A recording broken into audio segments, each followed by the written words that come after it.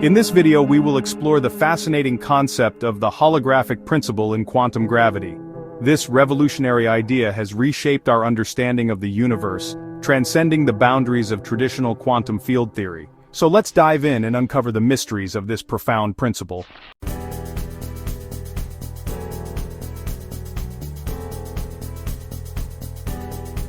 The holographic principle of quantum gravity is a revolutionary idea in physics that has supplanted the ordinary quantum theory of particle physics, which can only be represented in terms of quantum field theory. The holographic principle is more advanced than the quantum field theory of particle physics for several reasons. First, it goes beyond the limitation of special relativity. The quantum field theory of particle physics can only be formulated in the flat, gravity-free Minkowski space of special relativity.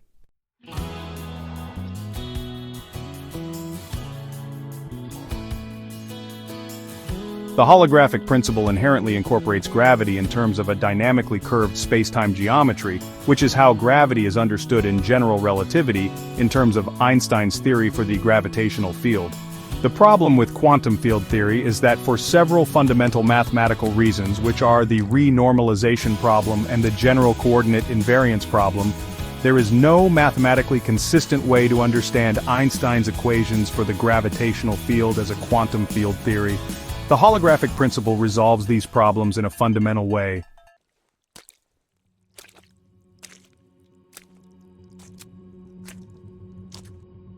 The second reason the holographic principle is more fundamental than the quantum field theory of particle physics is because it resolves the information loss paradox discovered by Stephen Hawking. Hawking discovered that a black hole has a temperature given in terms of the radius of the event horizon of the black hole. This temperature causes the black hole to radiate a form of thermal radiation called Hawking radiation from the event horizon into the surrounding space. If the surrounding space is cold enough, the black hole will radiate away all of its mass energy as thermal radiation into the surrounding space, and eventually evaporate away into nothing.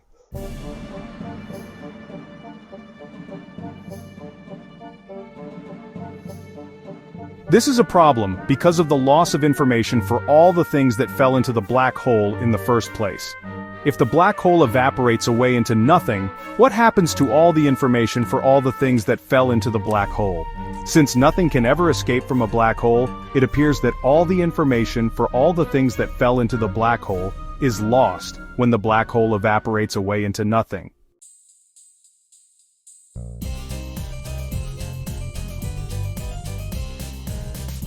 Hawking also discovered what eventually came to be understood as the resolution of the information loss paradox. In addition to the temperature of the black hole's event horizon, Hawking also calculated the entropy of the black hole. The entropy of the black hole represents the number of fundamental dynamical degrees of freedom that characterize the black hole. Hawking discovered that the entropy of the black hole was proportional to the surface area of the event horizon. It was as though each Planck area defined on the surface of the event horizon encodes a single quantized bit of information, the same way a computer screen encodes bits of information in terms of pixels.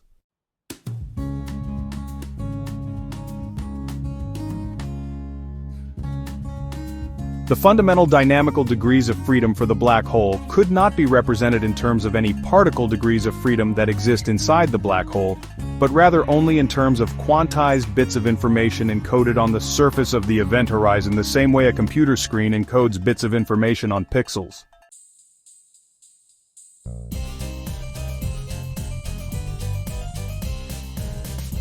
The holographic principle suggests that our entire universe can be seen as a two-dimensional information structure painted on the cosmological horizon, so to speak. This means, in a way, that the three-dimensional world we perceive is more like a hologram, a projection of information stored on a distant two-dimensional surface.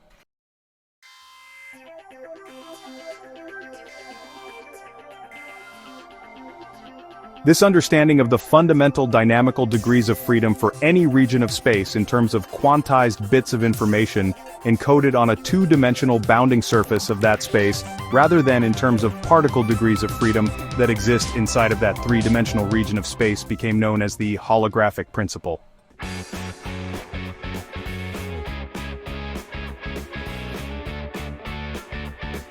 The holographic principle resolves the information loss paradox because it tells us that nothing ever really fell into the black hole in the first place. Everything that appears to fall into the black hole is a holographic illusion that can be reduced to quantized bits of information encoded on the event horizon of the black hole, just like images projected from a computer screen to the point of view of an observer outside the screen.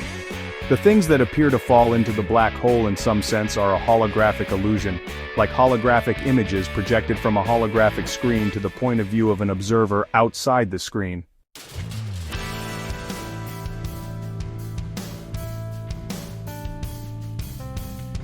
This idea resolves the information loss paradox because all the information for the things that appeared to fall into the black hole can come out with the Hawking radiation. That information becomes scrambled and is no longer recognizable as the things that appeared to fall into the black hole, but the information is still there with the Hawking radiation.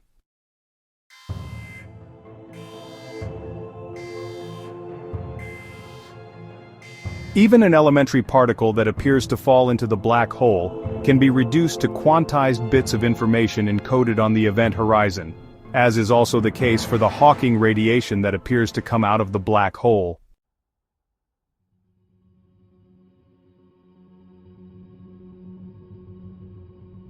The holographic principle is telling us that all elementary particles as formulated in terms of quantum field theory are not really fundamental dynamical degrees of freedom for any three-dimensional region of space. Instead, the fundamental dynamical degrees of freedom for any three-dimensional region of space are quantized bits of information encoded on the two-dimensional bounding surface of that space.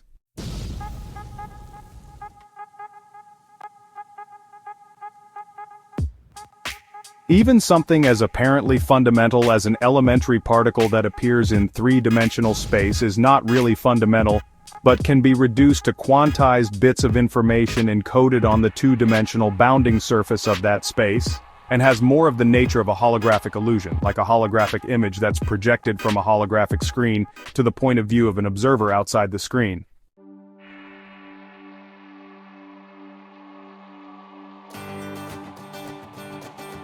John Wheeler called the nature of this holographic illusion it from bit.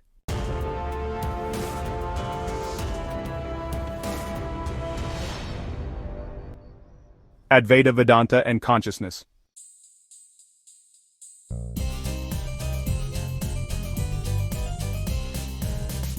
This brings us to the subject of Advaita Vedanta. The first thing to be clear about is that Advaita Vedanta is not a philosophy or even a religion. Advaita Vedanta is a conceptual framework that allows us to understand the nature of reality.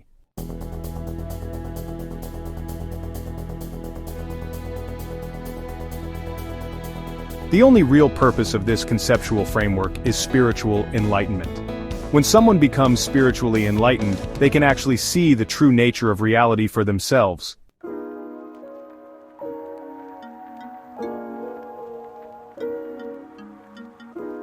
The first thing to be clear about in terms of this conceptual framework is the nature of consciousness. Consciousness is understood as being more fundamental than anything that can be perceived in the physical world. In some sense, the physical world is a lesser form of reality, like a computer-generated virtual reality that's being displayed on a computer screen.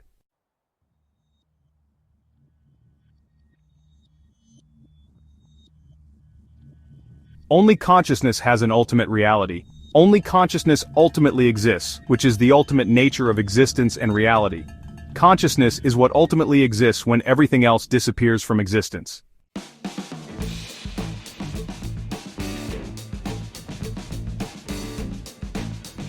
The first conceptual underpinning of Advaita Vedanta is in terms of the source of consciousness, which is understood as undifferentiated consciousness.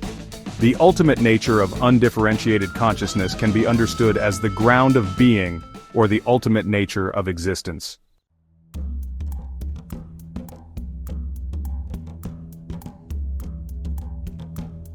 This source of consciousness is often called the void, but a better way to understand it is as an undifferentiated ocean of pure consciousness.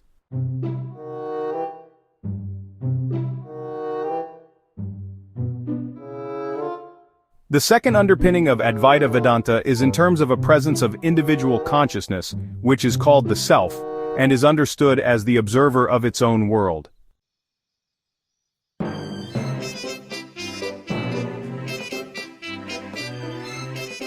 In the process of creating the world, which can be understood as a process of differentiation, the undifferentiated consciousness of the source has to differentiate itself into the individual consciousness of the self, which is the observer of its own world.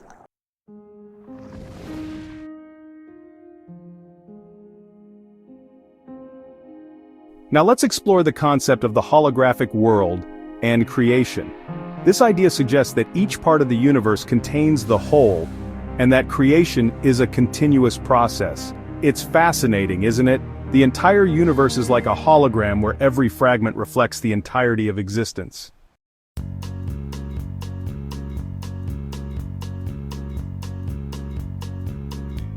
This is where the holographic principle can help us in terms of understanding this process of creation and differentiation. The world that the self perceives is always a holographic world that's being created in terms of information encoded on a holographic screen. The self is the observer of that world, and can only be understood as a presence of consciousness at the central point of view of that world.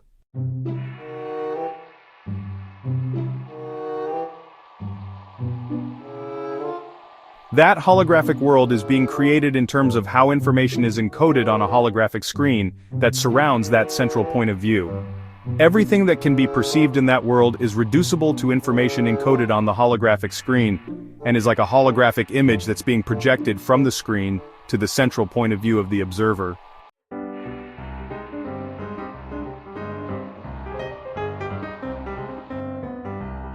The holographic principle also explains how the holographic screen is created. The holographic screen is understood as the observer's event horizon. Whenever an observer undergoes accelerated motion, an event horizon arises that limits the observer's observation of things in space. The event horizon is a two-dimensional surface of space that bounds some three-dimensional region of space.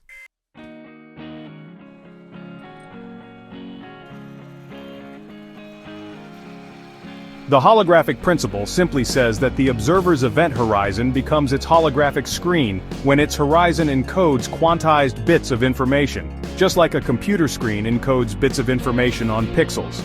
The pixel size is called the Planck area.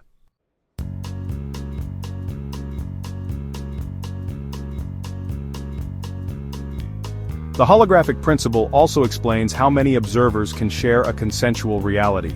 Each observer is only a presence of consciousness at the center of its own holographic world, and each observer's own holographic world is always created on its own holographic screen. But when their respective holographic screens overlap like a Venn diagram and share information, many observers can share a consensual reality.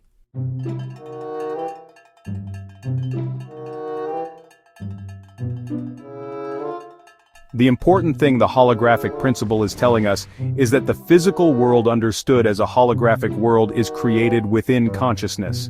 In terms of the conceptual framework of Advaita Vedanta, the physical world is created within the void or the ocean of undifferentiated consciousness.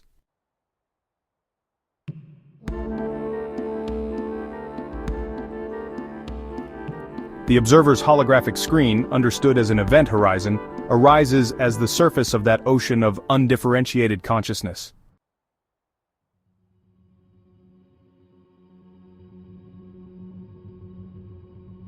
The observer itself, as a presence of consciousness, only arises when the undifferentiated consciousness of that ocean differentiates itself into the individual consciousness of the observer at the central point of view of its own holographic world. Creation is always a process of differentiation.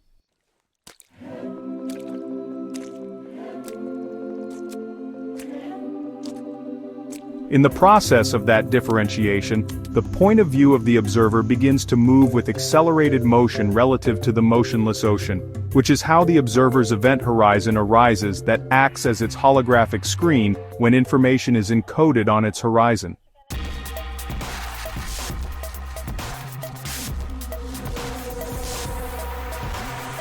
The observer's own accelerated motion relative to the motionless ocean is how the surface of the ocean arises. That's how the observer's holographic world is created.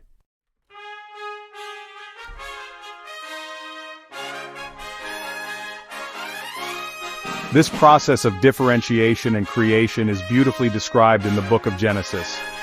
In the beginning God created the heavens and the earth was without form and void, and darkness was upon the face of the deep, and the Spirit of God moved upon the face of the waters.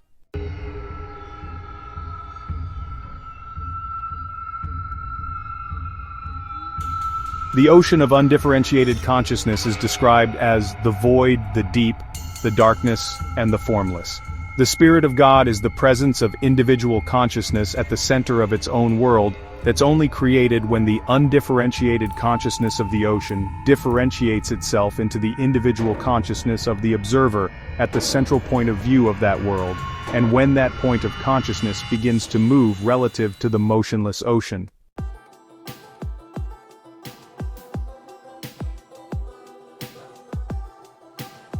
That's how the observer's event horizon arises, which is the face of the deep, or the surface of the ocean.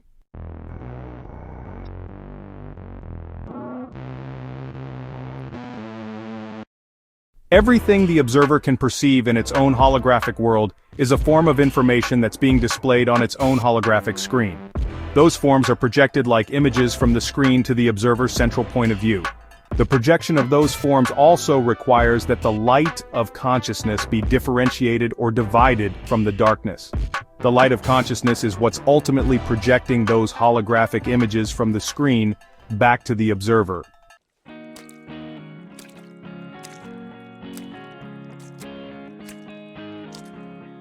Everything that's being described above in the book of Genesis is what enlightened beings can actually see for themselves.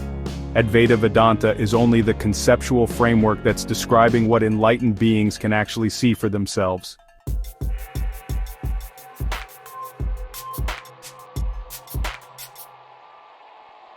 This is what the holographic principle in the conceptual framework of Advaita Vedanta is telling us about the creation of the world.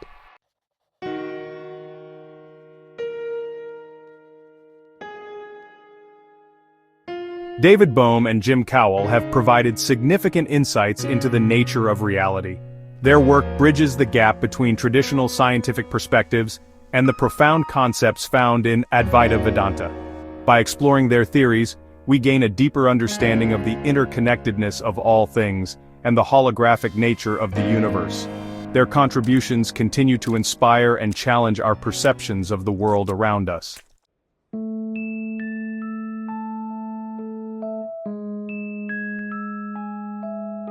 An earlier version of this idea of a holographic universe was developed by David Bohm, but it is wrong since it's based on incorrect notions of quantum field theory being fundamental.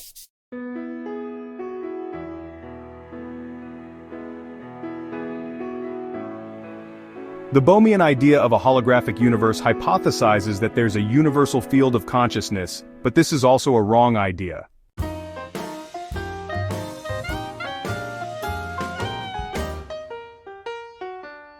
Consciousness does not exist inside the physical universe. The physical universe understood as a holographic world only appears to exist within consciousness.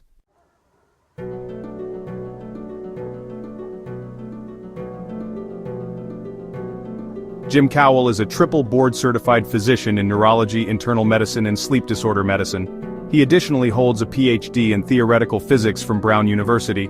Pursuant to the publication of Amanda Gefter's path-breaking book, Trespassing on Einstein's Lawn in 2014, Jim published his own conclusion: the ultimate reality cannot be anything else but undifferentiated consciousness. He lives in suburban Eugene,